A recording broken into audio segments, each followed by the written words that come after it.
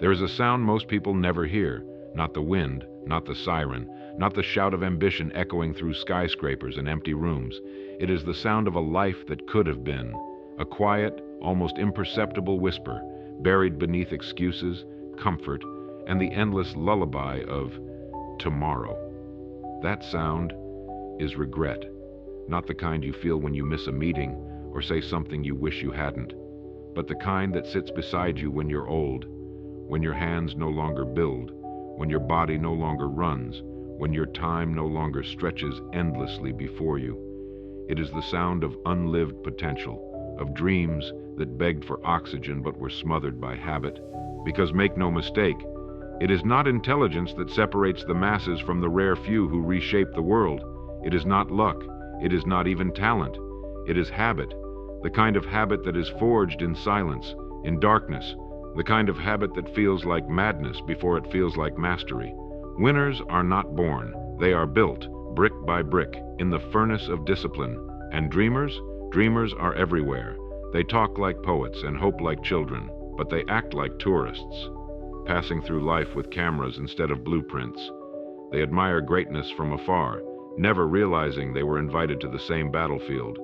This world is not short on dreamers.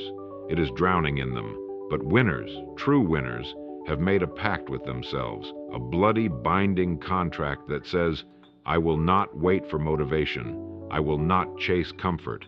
I will not flirt with potential. I will marry discipline, and I will do it without applause. The dreamers, they wait for the lightning. The winners, they strike the match. Because here is a truth that has devoured empires and uplifted paupers. You do not rise to your goals. You fall to your systems. You fall to your habits. What you do in the dark is who you are in the light. You see, the difference between a dreamer and a winner is not the dream itself. Both imagine better. Both crave more. But one keeps dreaming and the other gets to work. The difference is not in hope. It is in the violence of execution. The world will lie to you. It will tell you to wait for clarity. It will ask you to plan, to visualize, to manifest. But winners know, vision without discipline is a hallucination, and purpose without practice is a prayer with no address. You are not here to hope. You are here to build. And the habit, the one habit that separates the few from the forgotten, is the habit of doing what must be done, especially when you don't feel like doing it. Not sometimes, not when it's convenient, but daily, especially when it's inconvenient. That's what carves the statue from the stone. That's what turns the orphan into an emperor. That's what stands between a life imagined and a life lived. Winners are not obsessed with intensity. They are possessed by consistency. They do not need motivation. They have ritual. You cannot rise without ritual. It is not the mountain that crushes you. It is the pebble in your shoe, the neglected detail, the skipped step, the small lie you tell yourself before bed that says tomorrow. And it is in that moment, when you are tired, alone, and no one is watching, that the real battle is fought. That is when you choose whether to be a dreamer or a winner. Because there is no applause at 4 a.m.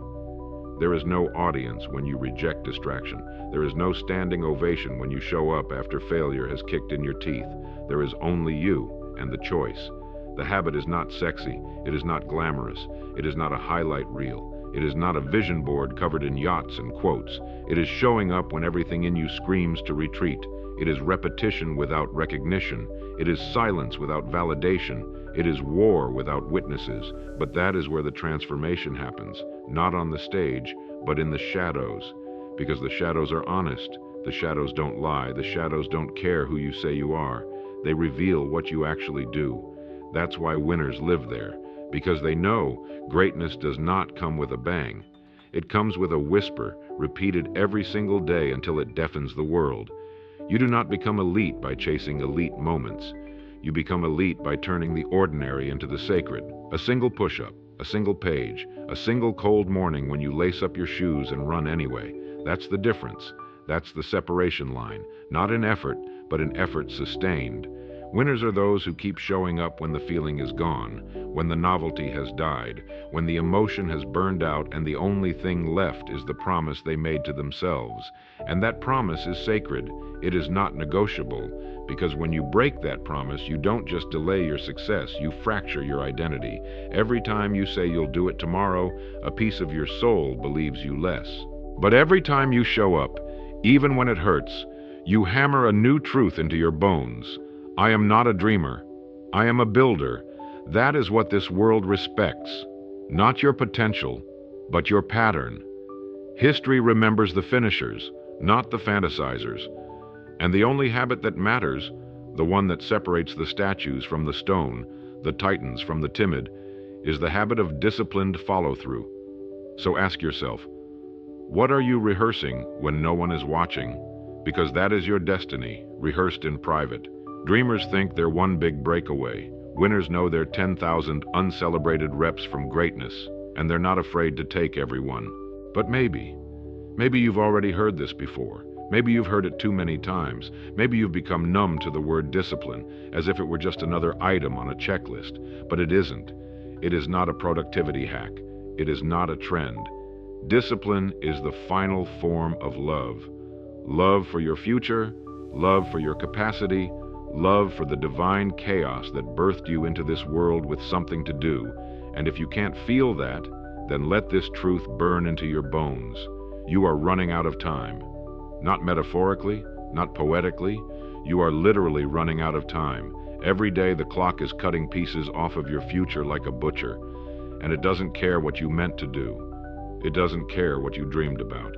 It doesn't care how passionate you were when you started. Time honors only what you finish. There are people right now, on hospital beds, in prisons, in forgotten towns, who would give anything for just one more sunrise, one more morning to try again, one more moment to choose discipline over decay, and here you are, breathing, standing, waiting for what? Permission, a sign, a guarantee? There are no guarantees. You will not be rescued. You will not be discovered in the crowd. No one is coming to lift you out of mediocrity. That is your burden and your blessing to carry, because in that weight lies your becoming. This is not a speech. This is a confrontation, a reckoning with the life you swore you'd live. You owe it to the version of you that believed before the world broke you. And if that part of you is buried, dig until you find it. Because winners are not fearless. They're just tired of betraying themselves. You want the secret? You want the final line that splits the world in two? Winners do it when it no longer makes sense, when the goal feels too far, when the hope has gone quiet, when the applause has stopped and the progress is invisible. They still show up, because they are not chasing a result. They are honoring an identity. That is the habit, not the doing, the becoming.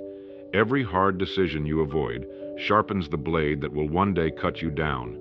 But every disciplined step, no matter how small, is a rebellion against the version of you that settles.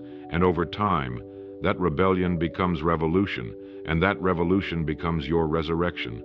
From the ashes of apathy, from the grave of good intentions, from the wreckage of wasted time, you rise. And when you rise, not with flair but with fire, not with ego but with endurance, the world will not be able to deny you, because winners don't just arrive. They are forged, they are earned, they are feared. So don't just dream, don't just plan, don't just post quotes, bleed for it. And when your bones ache, and your spirit cracks, and your path disappears into the fog, walk anyway, because that is what separates those who touched greatness from those who only admired it. The habit is simple, the decision is daily, the impact is eternal. You are one choice away, and then another, and another, until one day you look back, not with regret, not with longing, but with a quiet fire in your chest that says, I did not wait, I did not wish, I did not waste. I won, because I became, because I built the habit, because I kept the promise, because I showed up and I never stopped. And that is the difference. That is the line.